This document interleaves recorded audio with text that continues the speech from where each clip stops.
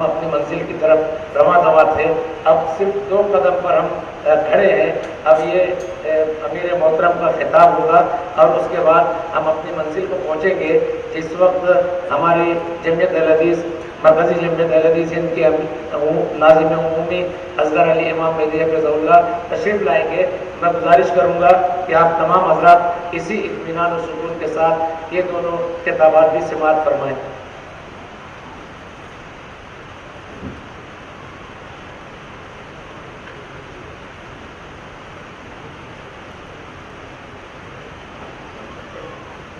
بسم اللہ الرحمن الرحیم. نحمدہ و نصلی علی رسولہ الکریم. اما بعد. صدر اجلاس محترم جناب اصغر علی امام مہدی سلفی صاحب حفظ اللہ، ناظم عمومی مرکزی جمعیت اہل حدیث، شیخ ظفر الحسن مدنی صاحب حفظ اللہ، اور اسٹیج پر تشریف فرما علماء کرام، ذمہ داران صوبائی و مقامی جمعیات اور حاضرین مجلس، السلام علیکم ورحمۃ اللہ وبرکاتہ.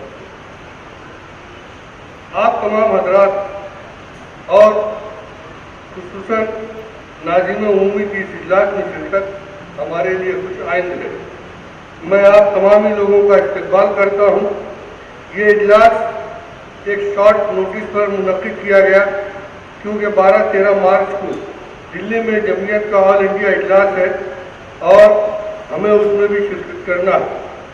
میں امید کرتا ہوں کہ صبح مہاراشٹر سے کثیر تعداد میں احباب جماعت شریک ہو کر اسے کامیاب بنائیں گے.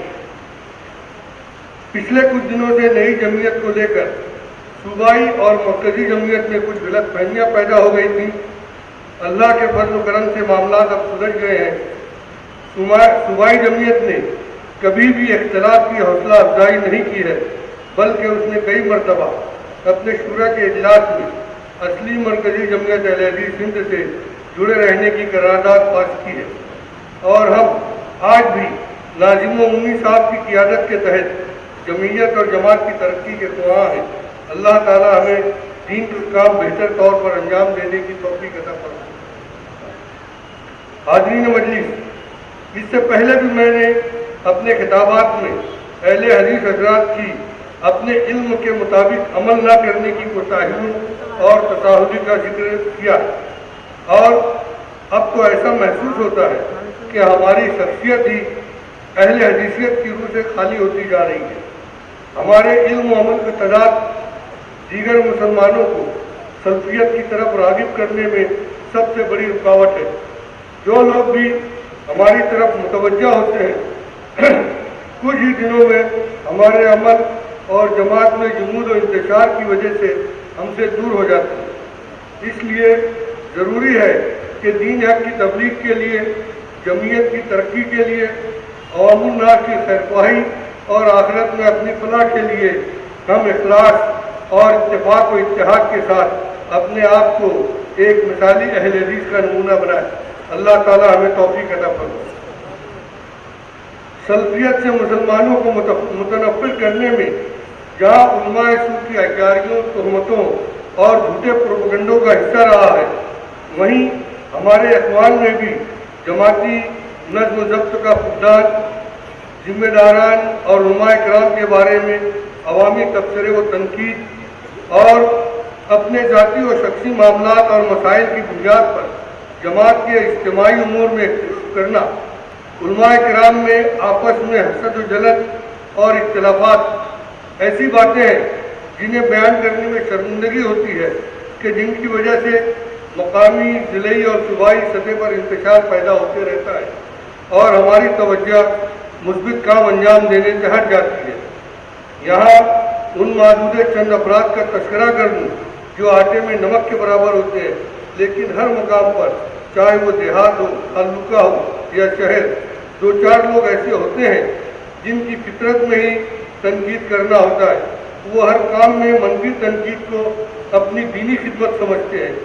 لوگوں اور خاص طور سے ذمہ داران اور علماء کی بشری خامیوں کو ہر عام و خاص کے سامنے بیان کرنے اور گنانے میں اپنی میراث سمجھتے ہیں. نہ تو اپنی فطرت سے بات یہ تو اپنی فطرت سے بات نہیں آتے، لیکن سننے والے مخلص اہل حدیث حضرات میں یا تو اتنی سمجھ نہیں ہوتی یا ان میں اتنی ہمت نہیں ہوتی کہ ان کی تردید کریں، انہیں لتاڑیں، ان کی باتوں کا جواب دیں، ان سے تعلق توڑیں اور ان کا بائیکاٹ کریں۔ اللہ تعالیٰ ہمیں حق کی طرفداری کرنے کی توفیق عطا فرمائے۔ میں ایک بات اور کہتے رہتا ہوں کہ ہر اہل حدیث ایک دائی ہے اور اس کی شخصیت میں داعیانہ خصوصیات کا ہونا بہت ضروری ہے۔ اخلاص، علم و عمل، صالحیت و پاک بازی، حسن اخلاق، صبر و استقامت اور عوام کی خیر خواہی کا جذبہ ہر اہل حدیث کی نس نس میں بھرا ہونا چاہیے۔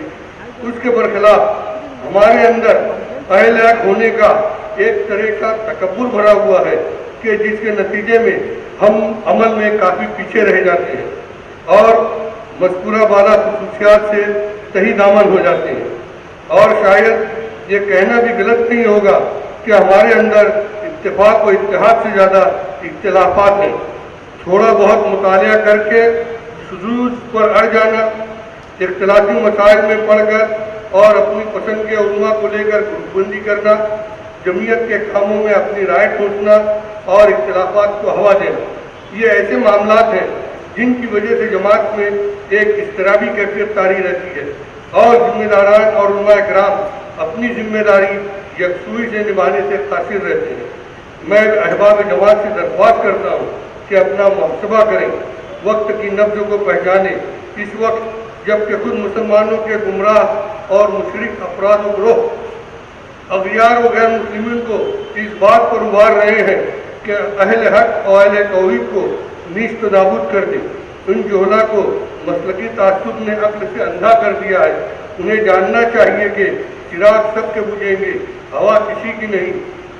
اللہ تعالیٰ انہیں عقل سلیم اور ہدایت عطا فرمائے اور اہل حق کو دشمنان اسلام کی سازشوں سے محفوظ رکھے۔ حاضرین اکرام، اس سے پہلے بھی میں نے بارہا کہا ہے کہ دہشت گردی، آتنکواد اور شدت پسندی سے ہمارا کوئی تعلق نہیں ہے۔ داعش اور اس طرح کی سیاسی تنظیموں کے غیر انسانی اور غیر اسلامی امور کی ہم مذمت کرتے ہیں۔ میں خاص طور سے نوجوانوں سے عرض کرنا چاہتا ہوں کہ تھوڑے سے مزے کے لیے غیر ملکی سوشل میڈیا سے اپنے آپ کو بچائیں۔ یہ نہ خیال کریں کہ کون دیکھتا ہے، کون سنتا ہے۔ جب شامت آتی ہے تو کچھ بھی ظاہر ہو سکتا ہے۔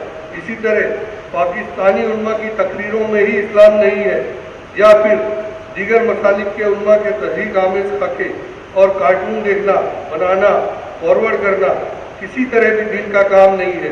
اس سے آپس میں صرف نفرت و اناد بڑھتا ہے۔ للہ ان سے پرہیز کیجیے۔ ایسے تو کہنے کی بہت سی باتیں ہیں لیکن وقت اجازت نہیں دے رہا ہے۔